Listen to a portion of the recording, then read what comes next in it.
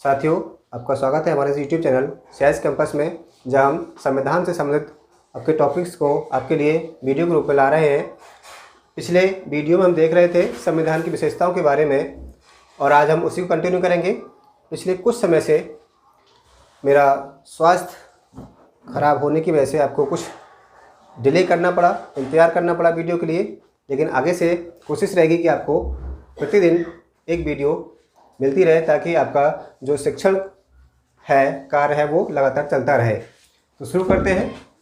देखिए, बात थी हमारी संविधान की विशेषताओं की और हम कई सारी विशेषताएं देख चुके थे। आज की जो टॉपिक हमारा वो रहेगा संविधान के पंथ निरपेक्षता और संविधान का संघीय स्वरूप। दोनों ही इंपॉर्टेंट टॉपिक हैं, दोनों से एग्जाम में बहुत सारे क्वेश्चंस हमारे आते हैं और आज हम इसको कंसेप्चुअली और फैक्चुअली दोनों तरीके से इसको समझेंगे। आज हम लेते हैं पंथ निरपेक्षता, इसे सेकुलरिज्म कहा जाता है और भारतीय संविधान की एक इम्पोर्टेंट, बहुत महत्वपूर्ण विशेषता है पंथ निरपेक्षता, जिसके बारे में बहुत कुछ आजकल हमारे आसपास टीवी चैनल्स पर, अखबारों में और समाचारों में देखने को मिलता रहता है। करते हैं पंथ निरपेक्षता है क्या। देखिए, इसका एक बात करते हैं शाब्दिक अर्थ की। शाब्दिक अर्थ तो इसको हम तोड़ के देख लेते हैं। एक तो है पंथ और दूसरा है निरपेक्षता। ठीक है, पंथ क्या है? पंथ को हम लेते हैं कि एक कोई आपका धार्मिक संगठित, धार्मिक रूप से संगठित समुदाय, धार्मिक रूप से संगठित समुदाय को हम पंथ कहते हैं। पंथ की विशेषता ये होती है जिसमें देखिए इसका कोई पैगंबर हो और इसके कोई धार्मिक पुस्तक हो और एक आपका संगठित ढांचा हो, जो उसके फॉलोअर्स हो, मानने वाले हो, उसको हम पंथ कहते हैं। तो पंथ ये है। अब निरपेक्षता क्या है? निरपेक्षता का अर्थ होता है कि हम किसी वस्तु से, किसी भी वस्तु से, किसी भी बात से अलग रहें, बिल्कुल निरपेक्ष रहें, न्यूट्रल रहें, उसे हम निरपेक्षता कहते हैं। तो यहाँ का अर्थ यह है कि पंथ अलगाव हम कह सकते हैं, है ना, अलगाव, अर्थात दोनों का अर्थ हो गया कि पंथ से निरपेक्ष होना,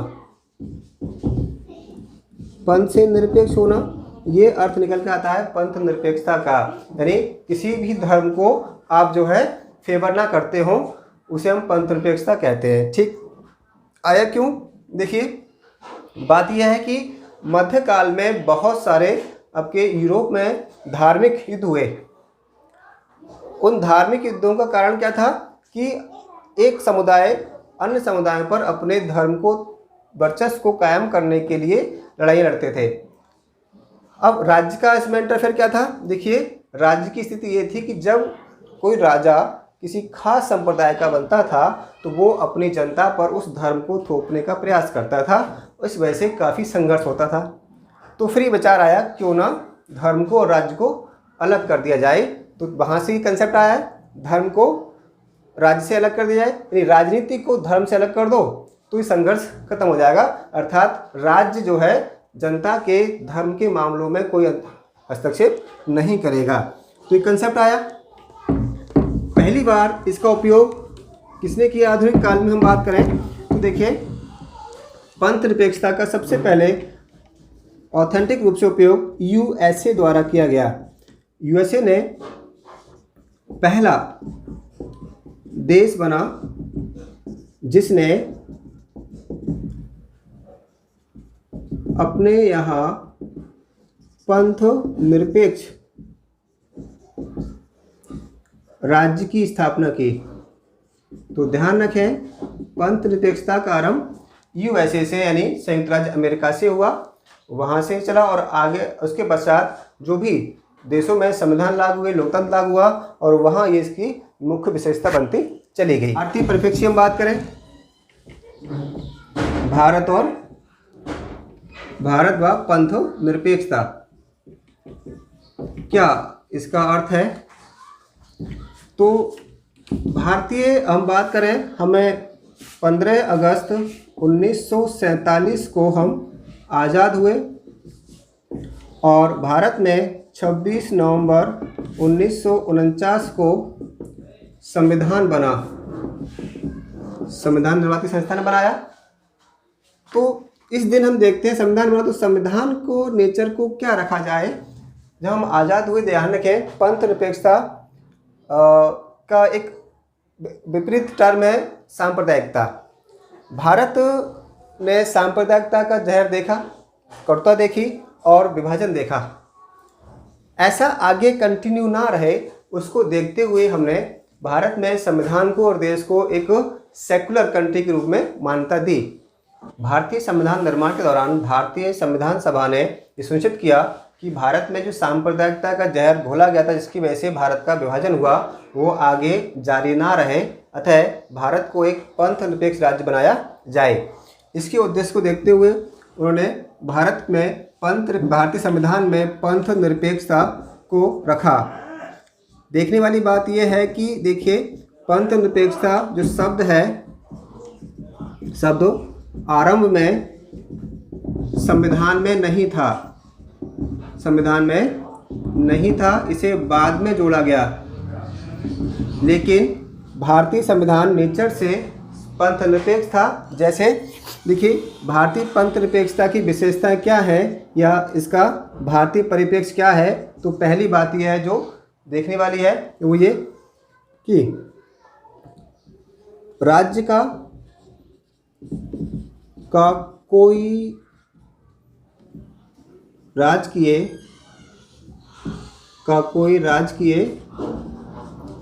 धर्म नहीं होगा।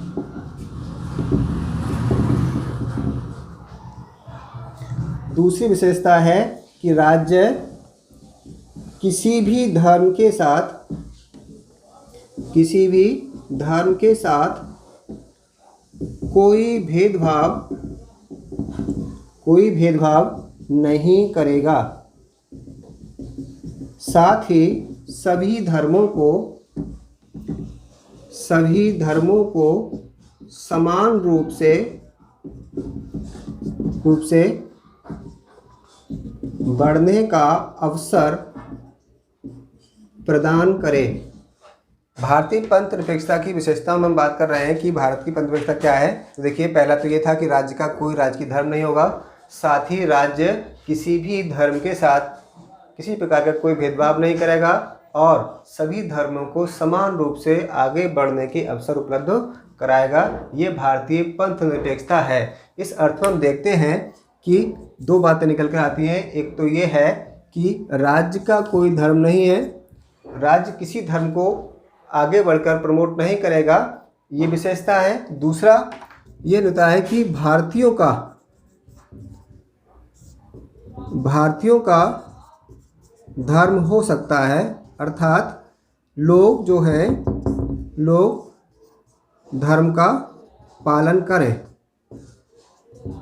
कर सकते हैं। तो लोग धर्म का पालन कर सकते हैं, ये विशेषता है। इस अर्थ में हम देखें तो कोई भी ऐसी संस्था है जो सार्वजनिक जीवन में है, सामाजिक जीवन में है, राजनीतिक जीवन में है, तो वो संस्थाओं को ध्यान रखना होगा भारतीय इस विशेषता का कि वो पंथ निरपेक्षता की जो भारतीय परिप्रेक्ष्य है उसका ध्यान रखें। अर्थात कैसे? वो ऐसे कि वो अपने नीतियों में, अपने क्रियाकलापों में किसी विशेष धर्म को बढ़ावा ना देकर सभी को समान रूप से महत्व प्रदान करें। पंथ निरपेक्षता के संवैधानिक प्रावधानों की बात करें तो इसके बारे में देखिए, आर्टिकल संविधान के पार्ट 3 में आर्टिकल 25 to 28 25 से 28 तक पंथ निरपेक्षता को संरक्षित किया गया है। तो भारतीय संविधान निर्माताओं ने पंथ निरपेक्षता को अनुच्छेद 25 से लेकर 28 तक मूल अधिकारों की श्रेणी में रखकर पंथ निरपेक्षता को संरक्षित किया है। यहाँ पर ये संवैधानिक प्रावधान रहेंगे। इसके अतिरिक्त हम देखें तो 42वें संशोधन द्वारा 1976 में प्रस्तावना में 3 नए शब्द जोड़े गए। सब जोड़े जिनमें पंथ निरपेक्षता या सेकुलरिज्म भी जोड़ा। तो ध्यान रखें, क्वेश्चन आता है कि पंथ निरपेक्षता शब्द भारतीय संविधान में कब जोड़ा गया, कब ऐड किया गया। तो वो 42वें संविधान संशोधन से जोड़ा गया। पहले संविधान में कहीं भी पंथ निरपेक्षता सेकुलरिज्म जैसा कोई शब्द नहीं था। एक लंबी चर्चा भी चली थी संविधान सभा में, बहुत कुछ हुआ था सपोर्ट में और विपक्ष में, किंतु अंततः भारतीय संविधान निर्माताओं ने निश्चित किया कि वो पंथ निरपेक्षता जैसे किसी शब्द को संविधान में जगह नहीं देंगे, किंतु बाद में से जोड़ दिया गया। तो ये यहाँ से आया, ठीक है। और प्रावधानों की बात करें आगे तो देखिए, मूल अधिकार के हमारे आर्टिकल 15 व 16 में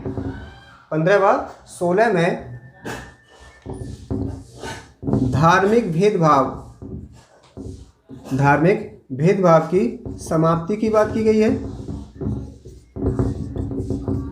केवल 25 से 28 तो स्पष्ट रूप से धर्म की आज़ादी देता ही है, साथ ही साथ धर्म का कोई भेदभाव ना हो, ना राज्य करे और ना ही सार्वजनिक जीवन में किसी पब्लिक प्लेस पर या किसी अन्य स्थान पर किसी जनता द्वारा या व्यक्ति द्वारा ना हो। उसके लिए अनुच्छेद 15 और 16 में स्पष्ट रूप से प्रावधान किए गए हैं कि किसी प्रकार का कोई धार्मिक भेदभाव नहीं होना चाहिए। तो ये हमारे संवैधानिक प्रावधान है पंथ निरपेक्षता के बारे में।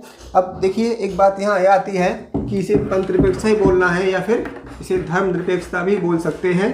तो एग्जाम में काफ़ी समय से ऐसा हो रहा है कि इंग्लिश में सेकुलर लिखा आता है तो हिंदी में वो इसे पंथ निरपेक्ष लिख देते हैं। तो क्या पंथ निरपेक्ष और धर्म निरपेक्ष एक ही बात है? देखिए, निरपेक्षता समानता हम देखें तो समानता धर्म निरपेक्ष भी प्रयोग किया जाता है। सामान्य अर्थों में धर्म निरपेक्ष को पंथ निरपेक्ष के स्थान पर प्रयोग किया जाता है, ऐसा कोई बड़ा विवाद नहीं है इसमें। एग्जाम में क्वेश्चन आते हैं तो वहाँ पर धर्म निरपेक्ष लिखा हुआ होता है, किंतु थोड़ा टेक्निकल अर्थ इसमें यह है पंथ और धर्म में कि भारतीय संस्कृति के हिसाब से धर्म की परिभाषा अलग है। वहाँ धर्म इक्वल टू रिलीजन नहीं है।